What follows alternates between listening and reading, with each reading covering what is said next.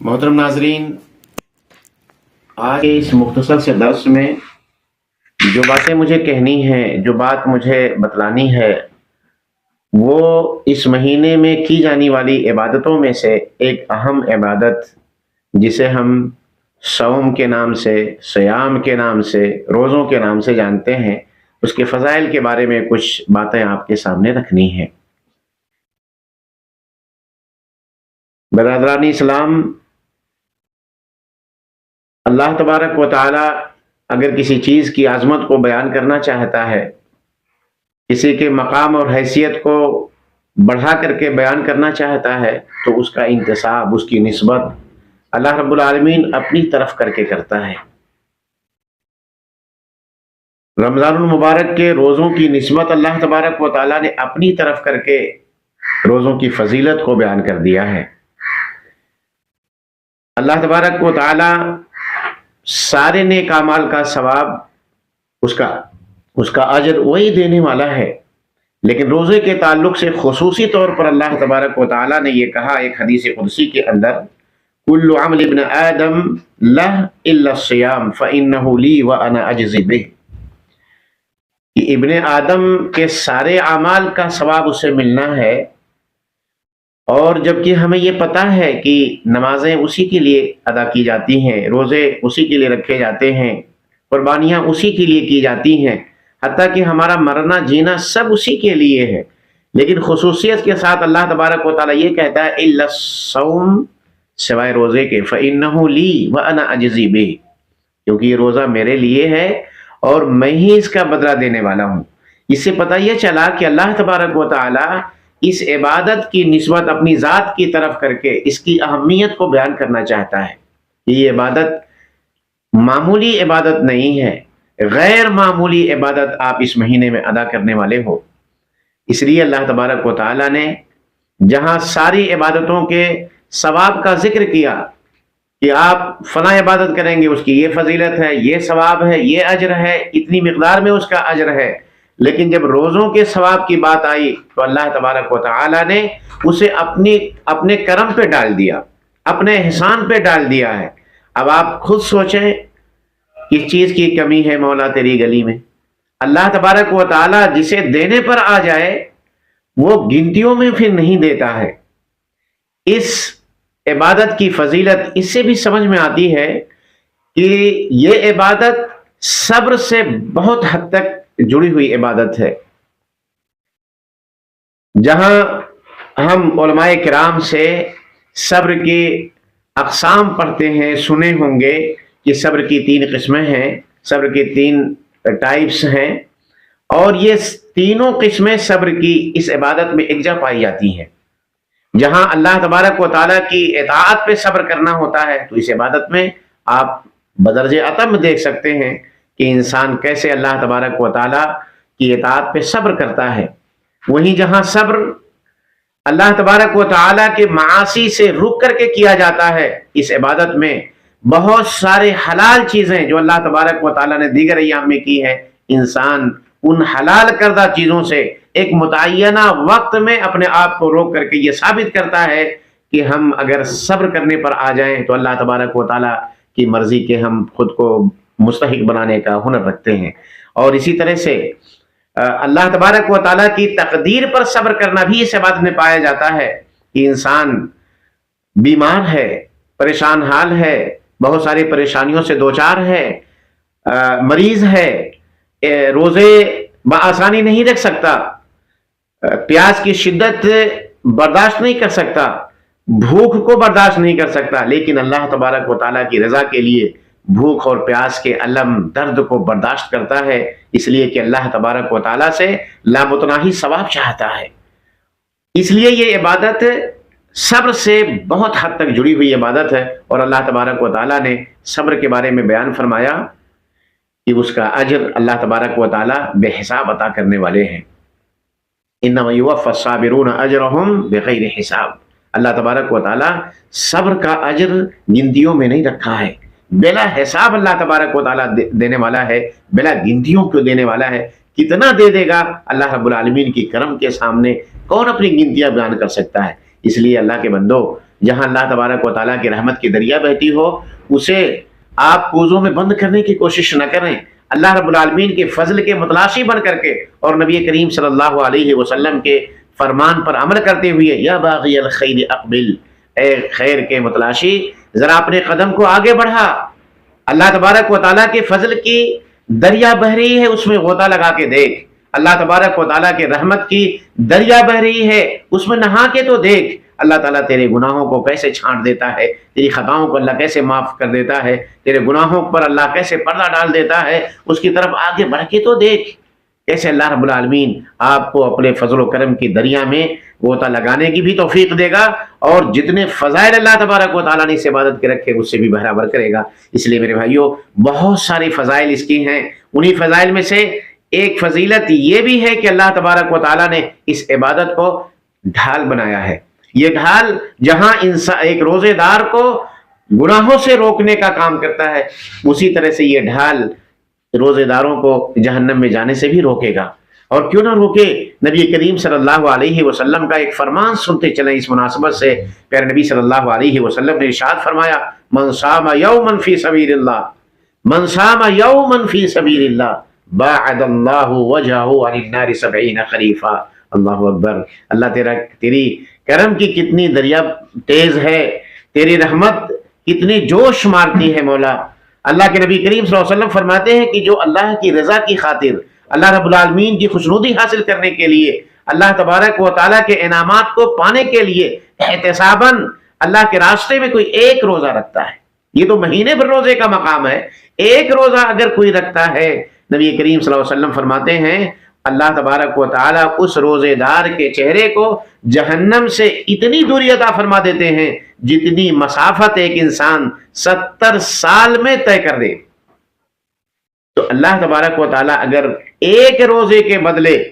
ایک روزے دار کے چہرے کو، ایک روزے دار کو جہنم سے 70 سال کی مسافت کی دوری عطا فرما دیں، اور یہ عام روزوں کے بارے میں بھی فضیلت وارد ہے، تو آپ سوچیں کہ اگر رمضان المبارک کے روزے رکھ لے تو اللہ تبارک و تعالیٰ اس روزے دار کے چہرے کو کتنی دوری عطا فرما دیں گے۔ میرے بھائیوں، اسی طرح اس روزے کی فضیلت میں سے ایک فضیلت یہ بھی ہے کہ یہ اعمال میں جہاں بہت بڑے بڑے اعمال ہیں، بہترین اعمال ہیں، اللہ تعالیٰ کو محبوب اعمال ہیں، ان میں سے ایک عمل یہ روزہ کی عبادت بھی ہے۔ نبی کریم صلی اللہ علیہ وسلم نے ارشاد فرمایا، ابو امامہ باہلی رضی اللہ تعالی عنہ سے روایت ہے، وہ کہتے ہیں کہ میں نے پیارے نبی کریم صلی اللہ علیہ وسلم سے ارشاد فرمایا، اے اللہ کے نبی، مرنی بامر ینفعنی اللہ بہ، اللہ کے نبی مجھے کسی ایسے عمل کی رہنمائی فرما دیجئے، کسی ایسے کام کا حکم مجھے عطا فرما دیجئے جس کے ذریعے اللہ تبارک و تعالی مجھے فائدہ پہنچا دے۔ نبی کریم صلی اللہ علیہ وسلم نے فرمایا، علیک بالصوم فإنہ لا مثل لہ، کہا اپنے اوپر روزے کو لازم کر لو، روزے سے اپنے آپ کو جوڑ لو، روزے جیسی عبادت سے، صوم سے اپنے آپ کو جوڑ لو، اس کا کوئی مثیل نہیں ہے، اس کے مقابل میں اجر و ثواب کے حساب سے کوئی عبادت نہیں ہے۔ میرے بھائیوں، اس لیے یہ موقع اللہ تبارک و تعالیٰ نے آپ کو نصیب عطا فرمایا ہے کہ آپ اللہ تبارک و تعالیٰ کی اس فضیلت کو حاصل کرنے والے بنیں اور نبی کریم صلی اللہ علیہ وسلم کے فرمان پر عمل کریں۔ یا باغی الخیر اقبل، اے بھلائیوں کے متناشی، اے بھلائیوں کے طلبگار، اپنے قدموں میں ذرا جنبش لا، اپنے قدموں کو ذرا آگے بڑھا کے دیکھ، اللہ تبارک و تعالیٰ کی طرف ایک قدم بڑھا، دیکھ اللہ تبارک و تعالیٰ تجھے اپنی رحمتوں کے سائے میں کیسے ڈھانپتا ہے۔ اس روزے کی فضیلتوں میں سے ایک فضیلت یہ بھی ہے کہ اللہ تبارک و تعالیٰ اس روزے کی وجہ سے جو روزے دار کے منہ سے بو آتی ہے، جسے وہ روزے دار خود سونگھنا پسند نہیں کرتا، نہ اس کے بغل میں کوئی سونگھنا پسند نہیں کرتا، اللہ تبارک و تعالیٰ کی رضا کی خاطر رکھے گئے روزے کی وجہ سے جو یہ معدے کے خالی ہونے کی وجہ سے منہ سے کریہ اور ناپسندیدہ بو آتی ہے، آئیے دیکھتے ہیں نبی کریم صلی اللہ علیہ وسلم نے اس ناپسندیدہ اور کریہ بو کا مقام اللہ تبارک و تعالیٰ کے نزدیک کیا بتایا ہے۔ اللہ کے نبی کریم صلی اللہ علیہ وسلم نے بیان فرمایا، اس ذات کی قسم جس کے ہاتھ میں میری جان ہے، لخلوف فم الصائم اطیب عند اللہ من ریح المسک، دنیا میں سب سے نادر اور نایاب خوشبو مشک کی مانی جاتی ہے، مشک عنبر کی مانی جاتی ہے، اور کستوری کی خوشبو مانی جاتی ہے۔ اللہ کے نبی کریم صلی اللہ علیہ وسلم نے بیان فرمایا کہ اللہ تبارک و تعالیٰ کے نزدیک روزے دار کے منہ سے پھوٹ رہی وہ بدبو، اس کے منہ سے نکلنے والی وہ بدبو جسے انسان خود سونگھنا نہیں چاہتا، جس کے منہ سے نکل رہی وہ بھی اسے سونگھنا گوارا نہیں کرتا، اللہ تبارک و تعالیٰ کے ہاں اس کستوری کے برابر نہیں، اس مشک عنبر کی خوشبو کے برابر نہیں، بلکہ کہا اطیب عند اللہ من ریح المسک، بلکہ کستوری کی خوشبو سے بھی زیادہ پاکیزہ ہے، اس سے بھی زیادہ افضل ہے۔ اسی طرح روزے کی فضیلت میں اللہ کے نبی کریم صلی اللہ علیہ وسلم نے یہ بھی فرمایا کہ ہمارے گناہوں کے کفارے کا سبب ہے یہ، اللہ تبارک و تعالیٰ اس عبادت کے ذریعے سے ہماری خطاؤں پہ پردہ ڈال دیتا ہے، ہماری خطاؤں کو اللہ معاف فرما دیتا ہے۔ اللہ کے نبی کریم صلی اللہ علیہ وسلم نے ارشاد فرمایا من صام رمضان ایمانا واحتسابا غفر له ما تقدم من ذنبه، جو اللہ تبارک و تعالیٰ کی رضا کی خاطر احتساباً اللہ کو خوش کرنے کے لیے، اس کی عبادت بجا لانے کے لیے، اور اللہ تبارک و تعالیٰ سے ثواب کی امید رکھتے ہوئے روزہ رکھ لے، رمضان کی روزے رکھ لے، اللہ تبارک و تعالیٰ اس کے سابقہ گناہوں کو معاف فرما دیتے ہیں، اس کی پچھلے گناہوں کو، پچھلی خطاؤں کو اللہ تبارک و تعالیٰ معاف فرما دیتے ہیں۔ تو یہ عبادت، روزے کی یہ عبادت ہمارے گناہوں کا کفارہ ہے۔ اسی طرح نبی کریم صلی اللہ علیہ وسلم نے فرمایا ایک رمضان سے دوسرے رمضان تک اس کے بیچ میں جو خطائیں ہوئی رہتی ہیں اس کے لیے یہ کفارہ ہے۔ اس لیے اللہ تعالیٰ نے یہ موقع عطا فرمایا ہے، جن کے نصیب میں یہ مہینہ آ گیا، اللہ کے بندوں سے غنیمت سمجھو اور اس کی ہر گھڑی اور ہر پل کو غنیمت سمجھتے ہوئے اللہ کی بندگی میں لگانے کی کوشش کریں۔ اللہ تبارک و تعالیٰ اس عبادت کو بڑی ساری فضیلتیں عطا فرمایا ہے۔ ایک فضیلت یہ بھی ہے کہ اللہ تبارک و تعالیٰ کے سامنے یہ عبادت کل قیامت کے دن کھڑے ہو کر کے روزے دار کے بارے میں سفارش کرے گی۔ کتنی عظیم بات ہے کہ ایک عبادت اللہ رب العالمین کے سامنے کھڑی ہو جائے اور اللہ رب العالمین کے سامنے اپنے روزے دار کے تعلق سے وکالت کرنے لگے اور اللہ تبارک و تعالیٰ سے یہ کہے کہ اے اللہ تبارک و تعالیٰ،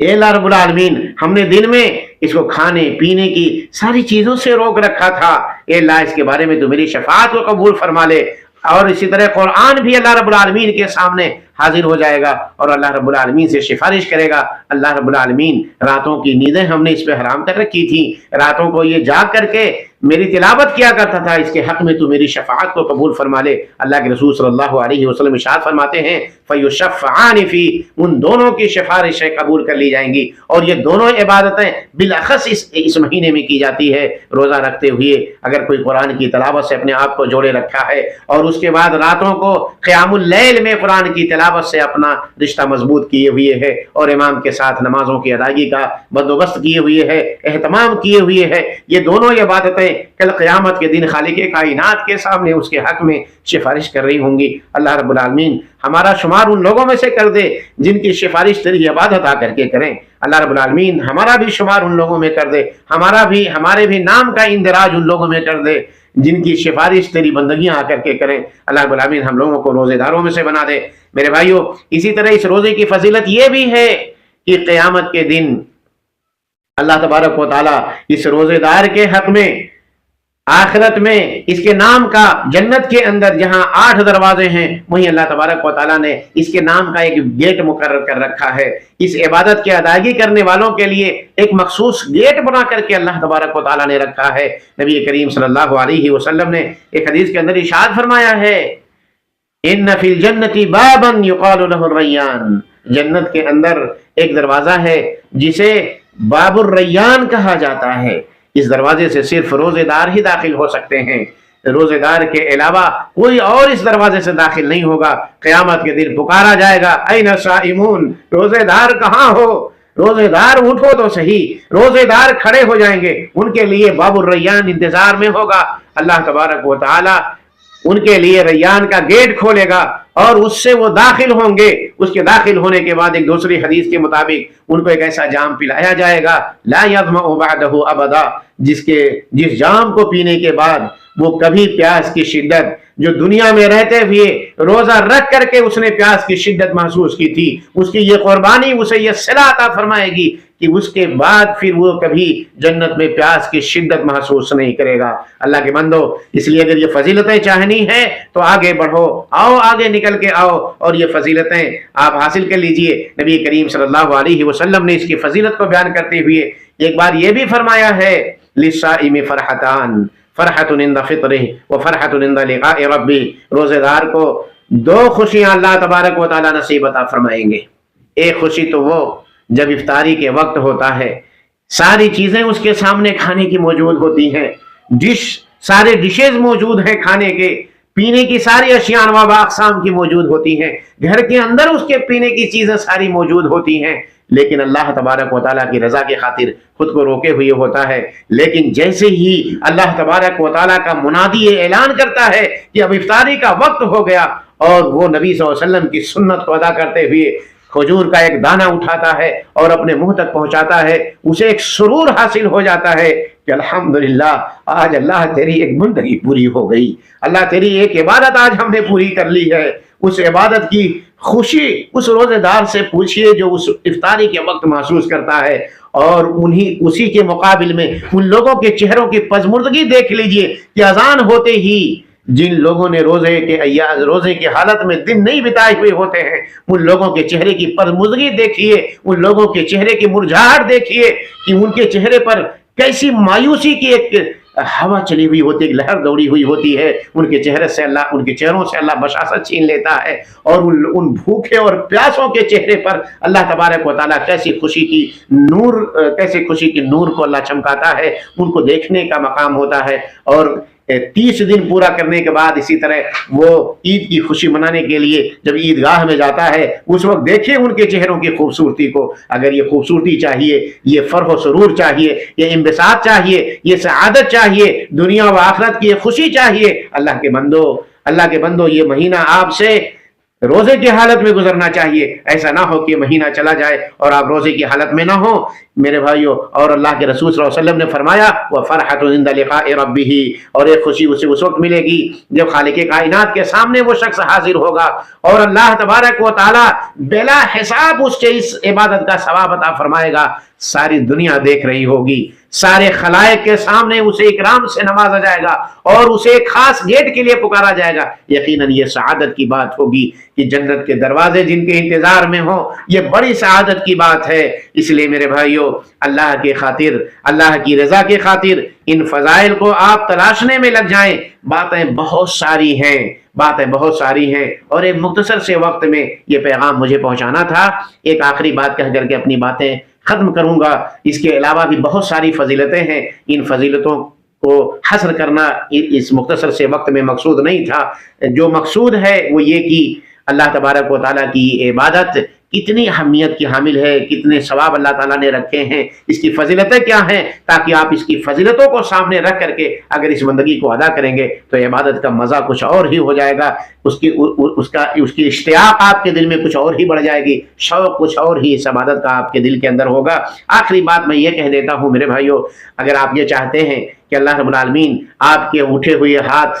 کو شرف قبولیت بخش دے، آپ کی زبان سے نکلی ہوئی دعاؤں کو اللہ مستجاب بنا دے، اسے قبول فرما لے، تو اس عبادت سے جڑ جائیے۔ نبی کریم صلی اللہ علیہ وسلم نے ارشاد فرمایا، ابو ہریرہ رضی اللہ تعالی عنہ کی روایت ہے، ثلاث دعوات مستجابات، 3 دعوتیں، 3 دعائیں ایسی ہیں جو اللہ تبارک و تعالیٰ کے ہاں شرف قبولیت اختیار کر لیتی ہیں۔ دعوت الصائم، ایک دعا وہ جو انسان روزے کی حالت میں اپنے ہاتھوں کو خالق کائنات کے سامنے اٹھا دیتا ہے اور اپنی مرادیں خالق کائنات کے سامنے رکھ دیتا ہے، اپنی حاجتیں اللہ تعالیٰ کے سامنے رکھ کر کے اس سے سوال کر لیتا ہے۔ اللہ رب العالمین اس روزے دار کے اٹھے ہوئے ہاتھ کو بے مراد واپس نہیں کرتا بلکہ اسے شرف قبول بخش دیتا ہے۔ وہ دعوت المظلوم، اسی طرح نبی کریم صلی اللہ علیہ وسلم نے فرمایا، اگر کوئی مظلوم ہے کسی کے ساتھ کسی نے ظلم کیا ہے، اس کی آہوں میں اللہ تعالیٰ نے وہ طاقت رکھی ہے کہ اگر وہ ہاتھ اٹھا دے تو آسمانوں کو چیرتی ہوئی عرش کو دستک دے دیتی ہے اور شرف قبولیت حاصل کر لیتی ہے۔ اور تیسری دعا اللہ کے نبی کریم صلی اللہ علیہ وسلم نے فرمایا وَدَعْوَةُ الْمُسَافِرِ، اور مسافر حالت سفر میں اگر اللہ تبارک و تعالیٰ کو یاد کرنے لگے تو اللہ رب العالمین اس کی دعا کو شرف قبولیت عطا فرماتے ہیں۔ میرے بھائیوں، موقع اس بات کا ہے کہ آپ اللہ تبارک و تعالیٰ نے جو یہ فضیلتیں اس عبادت کی رکھی ہیں اسے ضائع نہ جانے دیں، اور اللہ رب العالمین کی ان فضیلتوں کو حاصل کرنے والے آپ بنیں، آگے بڑھیں۔ اللہ رب العالمین آپ سب کو اس مہینے کے کامیاب ہونے والے لوگوں میں سے بنا دے۔ اللہ رب العالمین جو تو نے فضیلتیں اس مہینے کی رکھی ہے، اس عبادت کی رکھی ہیں، اللہ ان ساری فضیلتوں سے ہمیں بہرابر کر دے۔ اللہ رب العالمین ہمارا شمار ان روزے داروں میں سے ہو جائے جن کے لیے تیری ہی عبادت سفارش کرے گی قیامت کے دن۔ اللہ رب العالمین تو غفور ہے، تو رحیم ہے، تو عفو درگزر کرنے والی ذات ہے، اور یہ تیرے بخشش کا مہینہ ہے۔ اے اللہ رب العالمین ہم تجھ سے تیری مغفرت کا سوال کرتے ہیں، تیری بخشش کا تجھ سے سوال کرتے ہیں، تیری رحمتوں کا تجھ سے سوال کرتے ہیں، اپنی گردنوں کو تجھ سے جہنم سے آزاد کرانے کی التجا کرتے ہیں۔ اللہ ہمیں مانگنے کا سلیقہ نہیں آتا لیکن تجھے دینا آتا ہے۔ اے اللہ رب العالمین ہمارے دعاؤں کو تو قبول فرما لے اور ہماری خطاؤں پہ پردہ ڈال دے۔ اقول قولی ھذا استغفر اللہ لی ولکم ولسائر المسلمین فاستغفروہ انہ هو الغفور الرحیم، وصلی اللہ علی نبینا محمد وعلی آلہ وصحبہ اجمعین۔ والسلام علیکم ورحمۃ اللہ وبرکاتہ۔